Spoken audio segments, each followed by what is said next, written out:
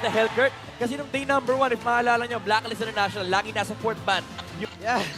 Nakita na natin to ng makailang beses, even sa mga sa MPL Indonesia. Presa ito para sa RSG. Oho. Magagulat din Oo. si Coach Panda dito. Welcome Pero kailangan to na nilang Mobile harapin Legends. ang Dark Knight Falls na threat para dito sa Hellgurt. Medyo nostalgic din ito kasi kung babalikan natin dati si Haji din ay isa sa mga kinikilala talaga natin na assassin users na kung kaya naman ay binagsagang KDA machine. So yung ganoong klase ng playstyle dito naman ay bilang isang roamer ay mukhang ipapamalas nila sa atin dito sa labang ito. Siguro ang exception lang dito is of course yung we mean by split jungle. Ayan na.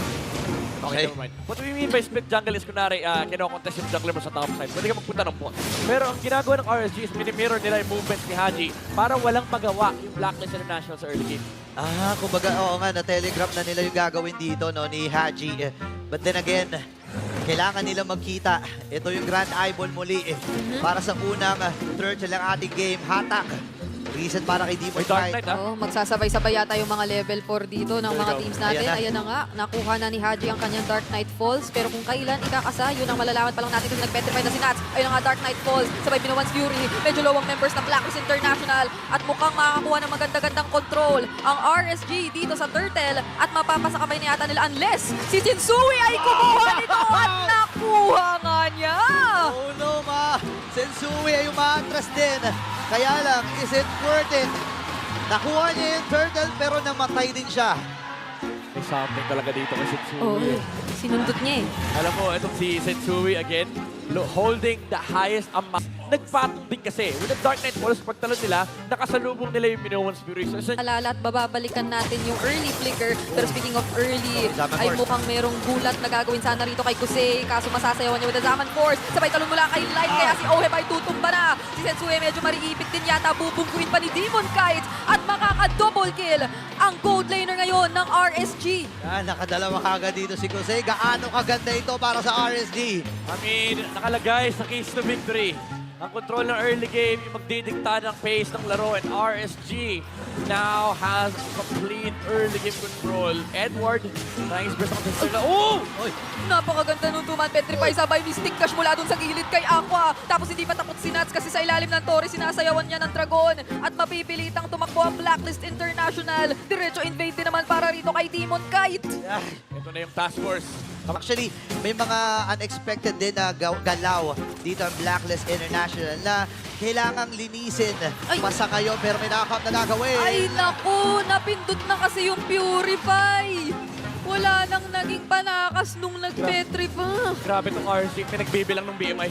Okay. Kanina pa, pati yung kay Kusei, sabi niya, guys, wala na BMI. Sino kaya kagad ni Light eh? Oo. It's ganun, Light! Speaking of, bumagsak si Haji dun sa bandang bottom lane, tas ang ganda nung pagkakatalo na ginawa doon ni Light. Si Edward ay medyo madedelay pa sa kanyang pagtakas, kaya naman na-mystic ka lang siya sa mukha. At ngayon ang RSG ay kumakatok dito sa mid lane, pero si Yue pa yata ang gustong kuhain nila. Appraiser Strat, hindi ko manakita. Pero nandoon ang igil talaga ng objectives sa objectives ng Task Force RSG. Tumatawid na doon sa first and second tower ang pupunan. Halos lamang. Ay hindi. Lamang talaga. Lamang talagang malaki pala. Lamang nabubangguin dito kasi this allows RSG to put pro. In just or with just this 5K gold late na hinahawakan na nila. Yep, ito yung point na medyo chunk na talaga yung mga resources ng Blacklist International. The amount of farm that you can get is based on the real estate that they have. And yung real estate dito ng Blacklist International is essentially kung nasaan yung 5 heroes nila. But RSG, if makakita sila ng 5 heroes sa isang side, definitely yung opposite side ay nasa kanila lahat ng Sui. Okay. Hinanap nila si Sensui. Naalala nila yung kwento eh. Oo. Man of Steel daw to pero Right! Siniguro na, tapos dun sa likod, grabe naman yung pagpapatalo ni Light. Tapos si Nats for the follow-up, ay nandun na rin talaga para palayuin sila at nakuha na nga ng RSG na matagumpay yung kill kay Sensui. Yeah, pero ang naging trade doon, mga basag sa taas, basag sa gitna. Daya ng Blacklist men, 2 gold laner. Pero- Kunin man niya yung Mystic Gush, hindi pa rin super DDN ito para sa RSG. At least, marami to ha. Nandoon ang final slash, kaso makuna talaga si Demon kahit si Edward pa nga yata ngayon ang burst down bigla kasi si Kusei ay literal na sumasayaw lang siya using the Zaman Force. So nakakuha ng pick off doon ng RSG pero Top lane, tumatrabaho na naman si Haji on the Hellgurt. Ito na naman yung trabaho na sinasabi natin eh.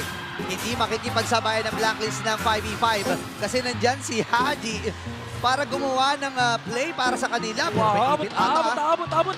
Sandwich ba to? Sandwich play ata ang plano. Oh, di nila nakita. Okay. Di nila nakita. Hindi nila nakita. Okay. Nakaligtas si Haji. Oh, mag-iingat lang siya though. Meron silang kahit papaano'y nakuhang impormasyon at the very least. Pero merong objective ngayon na gagawin at sisimulan ang RSG. Nandito na sila, nakikita nila si Sensui. Si Haji though, hindi pa nakikita. Haji. Nandun siya sa bandang likod.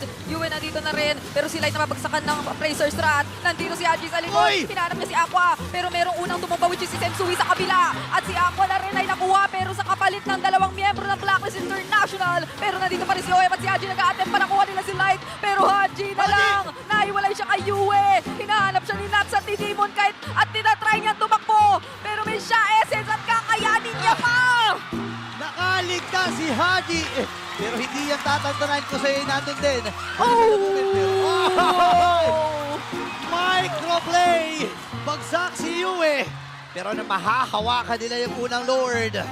Men, kung ikaw si Nats doon, masasabi mo na lang, saan nagpunta yun? Nasaan yun? Bakit Nasaan na? wala dito? Sure ako na. At kailangan protektahan ng Blacklist yung kanilang base. Mahirap din na salubungin ito. So parang ang plano nila. Pero nakuha naman nila ang kanilang gusto which Uy, is yung what? insert turret sa baba. Pero napakaganda ng final slash mula kay Edward. 5 blazing duel kaso na-cancel. Dito si Oheb. At may Mystic Gush pa kung gusto nilang sumugod. Kaya naman mapipigilan na sila. At makakatatlong inhibitor turrets pa yata ngayon ang RSG. Pero nawalan na sila ng minion sa gitna. Walang minions pero yung pag-asa ng RSG na ituloy-tuloy ito ay nandun pa rin. Blacklist International, wala si Sensui for the next 25 seconds. Pwede nilang endable ba to? Uy, grabe na stun tapos sabay humpog.